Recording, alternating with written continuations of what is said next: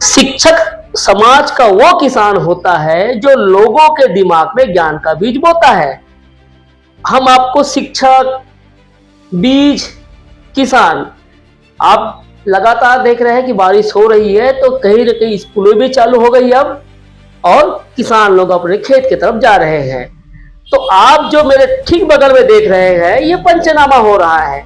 ये पंचनामा भी किसानों के साथ हो रहा है, और ये पंचनामा फसल को लेके हो रहा है। यहाँ पर तहसीलदार महोदय द्वारा भेजे गए पटवारी रामलाल बिसेन है ये, और साथ में उस धान संग्रह केंद्र के प्रबंधक है जो उनके साथ बैठे हैं। गांव के वो लोग हैं जो पटेल है, कटवार है, और जो रेग या रेगा में लिए किसान जो जमीन लिए हैं वो है, और साथ में वो जनप्रतिनिधि भी है जिन्होंने इस पंचनामा में हस्ताक्षर किए हैं। तो आप धीरे धीरे इस चीज को देखते रहिएगा, खबर जैसे आगे जाएगी आपको समझ में आ जाएगा।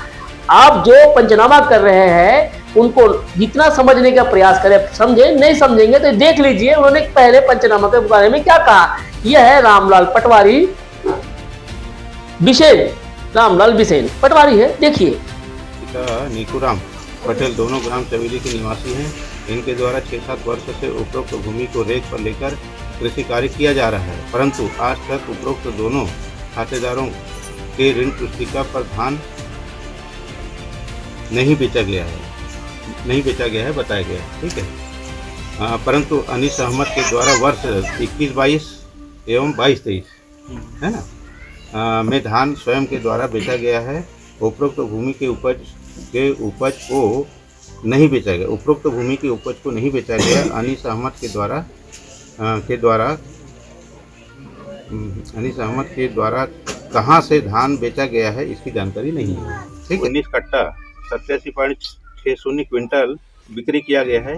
धान की किस्म स्वर्ण है, जबकि रेक प्राप्तकर्ता द्वारा स्वर्ण तथा HMT धान लगाया गया है। रेक पर प्राप्तकर्ता द्वारा अलग से अपने नाम पर पंजीयन नहीं कराया गया है। रेक प्राप्त करने से अलग से कोई पंजीयन इनमें नहीं कराया गया है। उपरोक्त जानकारी सोसाइटी में बेचा गया है। तो पटवारी की बातें आपने सुन ली, क्योंकि वो मुआयना करने गए थे, पंचनामा करने गए थे। मामला पूरा धान संग्रह केंद्र से था या है अभी भी जो चल रहा है कि किसानों को एक ने रेग दे दिया है, उसके बाद वो किसान बता रहे हैं कि जो फसल बोए थे रेग वाली वो तो बेचे ही नहीं है, घर में है, और जितने रेग में दिया था वो बेच के चला गया, बंदा पैसा भी निकाल लिया, ऐसा बता रहे हैं। ये पंचनामा उसी का था। और कुछ समझ में आया इसलिए हम आपको बता देते हैं। उस किसान के घर भी पहुंचे थे जिस किसान ने अपने खेत में फसल बोई थी, और उसने फसल बोई थी HMT, और जो रेग दिया था ऐसा बताया जा रहा, आरोप लग रहा है उसने कुछ और बेच दिया। तो सुने इस किसान को, इसका नाम है युवाराम निषाद। उन्होंने अपनी फसल के जो बोई हुई धान दिखाए, देख लीजिए आप। धान किसका है वाला? मेरा है। ये कौन सा धान कहाँ से लाया वाला? वही खेती बोए थे। किससे? कहाँ धान है? HMT। अभी बेचे नहीं हो ना? नहीं बेचे। और पिछले साल भी नहीं बेचे। अभी इसके नाम पे कौन बेच दिया? अब इसके नाम पे यानी इस गुरुजी बेचे हैं। और कहीं धान रखे आपने? हाँ है ना, घर में। कहाँ पे है? ये अंदर में। टोटल कितना धान है? 100 कट्टा। दिखाओगे वाला धान? हाँ चलो।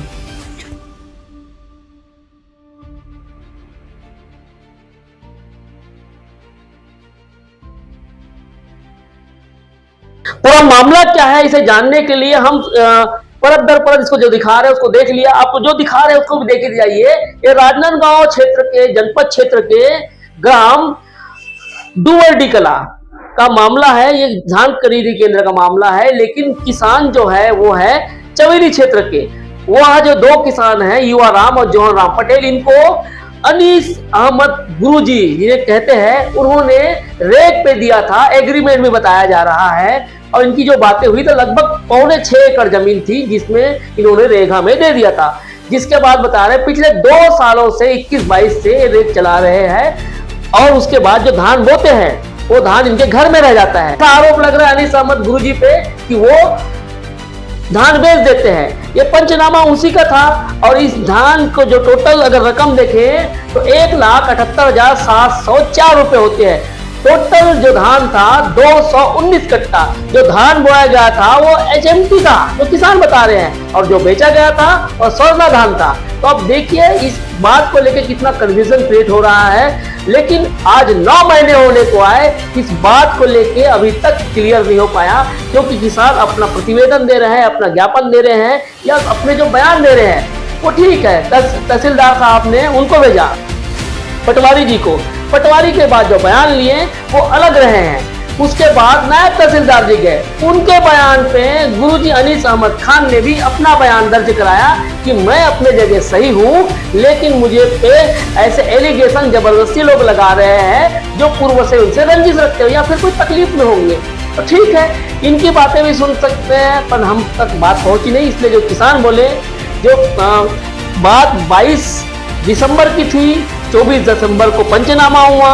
इसी दौरान तहसीलदार प्रफुल्ल पटेल साहब से हमारी बातें हुई और उनके बाद अब जो लिखा पढ़ी चल रही है, तो नायब तहसीलदार भी इस बीच में गए, लेकिन उनका कोई हल नहीं निकला। उन्हीं पे लग गया कि आपने जो जांच की, हो सकता है कि आपकी जांच में खामी होगी, ये अनीस अहमद गुरुजी ने अपने आवेदन में कहा। इस सारे आवेदन को लेने के लिए एक RTI लगाया है, वो है जनप्रतिनिधि उधर के ही, जिनका नाम है अमीन खान। उनके भी देख लीजिए आप, उन्होंने जो कागज हमको दिए वो हम आप तक पहुंचा रहे हैं।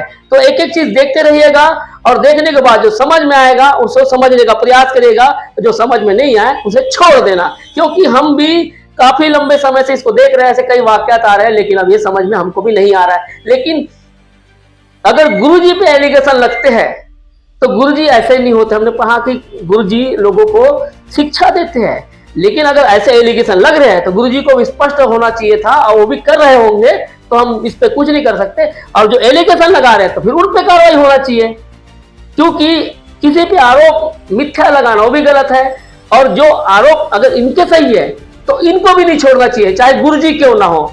हम किसी पे एक तरफा नहीं बोल रहे हैं, हम दोनों पक्ष को जानने का प्रयास करने के बाद बोल रहे हैं। लेकिन पूरे 9 महीने हो गए, 9 महीने के बाद इस तरह से जो कंडीशन है वो नहीं होनी चाहिए, क्योंकि अब फिर बुआई का समय आ गया है। चलिए, तो आप एक एक करके देखते रहिए, और उसके बाद आखिरी में आप SDM साहब को देखिएगा कि उन्होंने अब आखिरी में मतलब आज क्या कहा, उसको भी देख लीजिएगा, बात समझ में आ जाएगी। और जो समझ में नहीं आएगी फिर आपको बजाने का प्रयास करेंगे।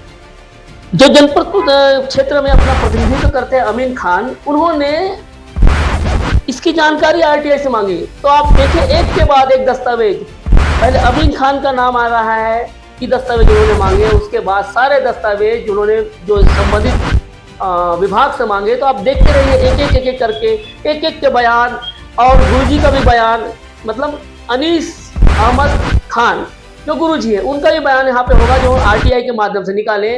गांव का कोटवार, गांव का पटेल, वो जो रेखा में लिए किसान, और तमाम वे लोग हैं, एक एक करके आप देखते रहिए, सारे लोगों के ये दस्तावेज है या जो लिखा पढ़ी की उसका है।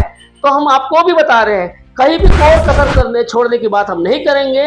आगे जो भी इस पे निर्णय आएंगे वो आपके सामने होंगे, लेकिन इस खबरों के बारे में यदि दूसरी कड़ी बनती है तो भी आप तक पहुंचाएंगे। अनीस खान से ज़मीन ले रहा हूँ मैं रेगा में, और HMT धान बो रहा हूँ, और धान हमारे मोटर है, और कहाँ से लाख बेचे है मोला नहीं मालूम। आपके पास कितना कट्टा धान है? मेरे पास 100 कट्टा है। कितना एकड़ वो तो आप? 5 एकड़ 16 डिसमिल। अभी धान बेचे पर गिरे हो आप? नहीं, आपका कैसे मालूम चले तो कोई बेच के चल रहे? वो मालूम नहीं से अभी जानकारी आज कल जो मुलाकात हुई है, सामने वाले बताई था। जी, हम लोग रेगा में अनीस अहमद के पास से ज़मीन रेग में लिया था, और सूचना मतलब कल ही पता चला है कि वो अपने पर्चे में धान सोसाइटी में बेच चुका है, और हम लोग रेग में लिए हैं, तो हमारा एक भी धान वहाँ उस पर्चे में नहीं बिका। क्या धान बोए थे आप? सरना धान बोया था मैं पूरा, अब मेरे में और उसके में भी, और मैं उनके ज़मीन का बस 70 डिसमिल बस बोया हूँ, बाकी जो मेरे साथी युराम भाई है वो बोता है। धान कहाँ है? धान घर पे है, और मेरा बड़ा भाई के नाम से वो रेग लिया गया था। जो लिए थे? पिछले साल मैं लिया था। और उसको कहाँ रखे? उसको खाए थे कि बेच दिए थे? उसको खाए थे। अच्छा, मतलब पिछले साल भी वो तो बेचा है? हाँ। अभी तक आज तक जितना बार भी हम लोग धान बोए हैं, एक भी बार उस पर्चे में धान बेचे नहीं। किसने बताया? एग्रीमेंट फर्स्ट टाइम हुआ है एग्रीमेंट, उसके पहले नहीं होता था। दस्तावेज है आपके पास? दस्तावेज जी हाँ है। तो अनीस खान और नून खान करके किसान हैं, उसके एक दिन पहले धान बिक्री करके चला गया। उसके बाद मेरे पास वो शिकायत आया कि उसका ज़मीन तो कोई दूसरा रेग में लिया है और धान कैसा बेचा। तो उसका तो पंजीयन है, पिछले 2 वर्षों से वो धान बेच रहा है नूर खान। टोकन लेने कौन आया टोकन लेने वो खुद आया था, और धान बेचने भी खुद आया था। कितना कट्टा था? 219 कट्टा। रकम क्या होती है? उसकी रकम 1,78,704 रुपये। ट्रांसफर हो गई उनको? उसके खाते में तो चला गया है, ऑनलाइन सिस्टम है, 3 दिन में चला जाता है। जांच में आए थे आप पटवारी साहब, क्या पाया आपने? अब जांच में आया था पटवारी साहब के साथ में, तो यहाँ देखा कि जो रेक पे लिया गया है उस किसान के साथ किसान से मुलाकात हुई तो बताया कि यहाँ धान मेरा रखा हुआ है। तो पहले जानकारी नहीं थी आपको? नहीं, हमको नहीं थी। हमको वो पंजीयन में आता है, किसान आते हैं उसके हिसाब से टोकन लेते हैं और धान बिक्री हो जाता है उसका। आपको जब जानकारी हुई तो क्या किया? तो जानकारी हुई जब तक वो धान बेच के चला गया था। कितना दाम बताया? कौन सा धान बेचा है आपको? स्वर्णा धान। तहसीलदार साहब के द्वारा जो है मेरे को सूचना दिया गया है कि धुमाडी सोसाइटी में अनीस खान द्वारा जो है धान बेचा गया है। तो ये शिकायत उनको मिला था कि अनीस खान द्वारा अपनी भूमि को जो है रेक पर दे दिया गया है। तो उसने अगर धान बेचा है तो किस संबंध में बेचा और कैसे टाइप का बेचा, क्या रेक वाली ज़मीन को बेचा कि अपने स्वयं का धान बेचा, तो उसका जांच करने के लिए मेरे को जो है डिटेल रिपोर्ट लाने के लिए बोले हैं। क्या पाया जा रहा है? जांच में ये पाए कि जिसको रेग में दिया गया है उस किसानों को बुला करके पूछा गया और पूछने पर बताया गया कि हमारे द्वारा यानी हमने जिस खेत पे धान बोया है, जो हमने रेग में लिए हैं, उस भूमि का एक भी धान नहीं बिक्री हुआ है। अनीस खान ने कहाँ से धान लाकर बेचा है इसकी जानकारी नहीं है। कितना धान बेचा गया अनीस जी द्वारा और धान भैया जी वाला कितना धान बेचा? टोटल ज़मीन रेक पर जो दिया गया है ज़मीन है वो 5 एकड़ 86 डिसमिल है और इसमें 2 कृषक है। एक क्या है जोहन राम है और एक है इब्राम निषाद है। दोनों जो है उसको रेक पर लिए हैं। कितना कट्टा धान बेचा गया है, क्या जानकारी? सोसाइटी से प्राप्त जानकारी के अनुसार 219 कट्टा धान बेचा गया है। क्या किया आपने? नहीं तो टोकन दिए हैं तब तो धान बेचा जाएगा ना, बिना टोकन का तो धान बिक्री नहीं होता है। जानकारी मिली थी 22 तारीख को 22 दिसंबर को चवेली के एक किसान हैं अनीश खान बताया गया है, उसके द्वारा अपनी ज़मीन को जो पंजीकृत है सोसाइटी में, उस ज़मीन को रेग में देने के बाद भी वह धान विक्रय किया है ऐसा करके, और धान की मात्रा 219 क्विंटल बताया गया था। सूचना के आधार पर हमने रामलाल बिशन पटवारी को मौके पर भेजा था और जो रेग में बोए हैं उन किसानों से पूछताछ उसने किया। उन किसानों ने बताया कि विगत 2 वर्षों से, मतलब इस वर्ष और पिछले वर्ष 2 वर्षों से वह अनीस खान से रेग में लिया हुआ है और वह धान बोते आ रहा है। पिछले साल वह धान मार्केट में बेचना ऐसा उन्होंने बताया है और इस साल का धान अभी बिका नहीं है, उनके घर में है, ऐसा उन्होंने कथन किया है। उस आधार पर अभी जांच कार्रवाई जारी है। इसके लिए विस्तृत जांच के लिए नायब तहसीलदार को अधिकृत किया गया है एसडीएम साहब द्वारा, उसके द्वारा जांच की कार्रवाई की जा रही है। वही शिकायत है कि अनीस खान वास्तव में वो बोया नहीं था, वो रेग में दिया हुआ था। रेगा ज़मीन को जो जिसने रेग में लिया था उसने बोया है, ऐसा अभी प्रारंभिक जांच में बात आई है।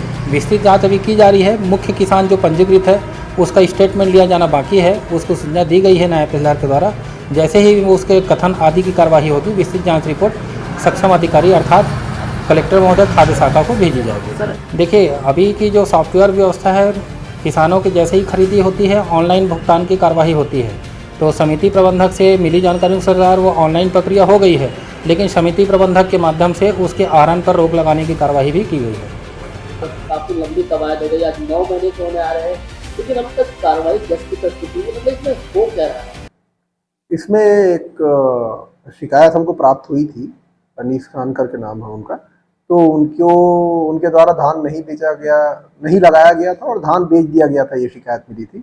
इसमें नायब तहसीलदार ने जांच किया है और जांच प्रतिवेदन आया है।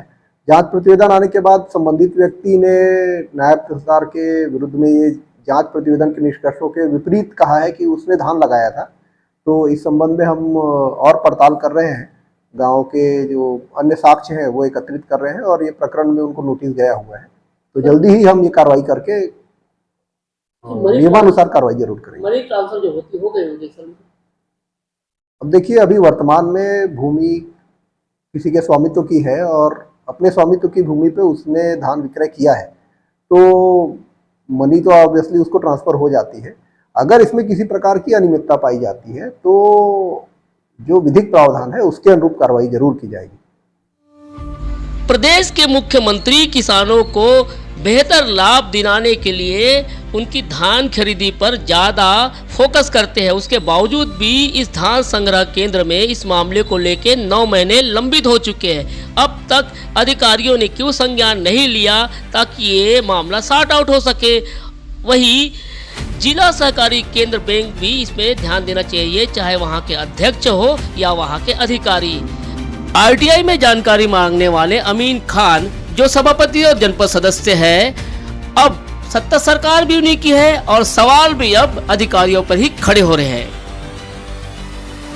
इस खबर पे पूरे हम लोग जब साथ में रहे तो इसमें सैयद रोशन जमील और बंटी दीप राम टेके और मैं अखिलेश।